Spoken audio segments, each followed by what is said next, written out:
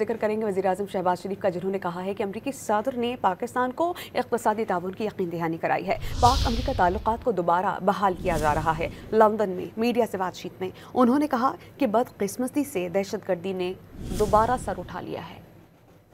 باہمی تعلقات جو پچھلے چند ماہ سے اس میں دوبارہ اس کو ریوائیو کیا جا رہا ہے، اس میٹنگ کے نتیجے میں اس میں مزید اس میں استحکام ہے، اور اس میں یقیناً اس میں اب trade, investment, oil and gas میں ان کی exploration, mines and minerals, IT, AI, agriculture, یہ تمام چیزیں وہاں پر ڈسکس ہوئیں، اور پریزیڈنٹ ٹرمپ نے پوری طرح یقین دہانی کرائی کہ ہم پاکستان کے ساتھ بائیلیٹرل جو ہمارے اکنامک کوآپریشن ہے اس میں انشاءاللہ تیزی سے آگے بڑھیں گے۔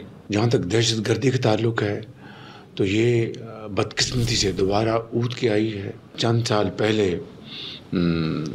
جو دہشت گرد تھے ان کو رہا کیا گیا، ان کو آنے دیا گیا۔ یہ میں سمجھتا ہوں کہ ایک کسی طور پر بھی یہ نہیں ہونا چاہیے تھا۔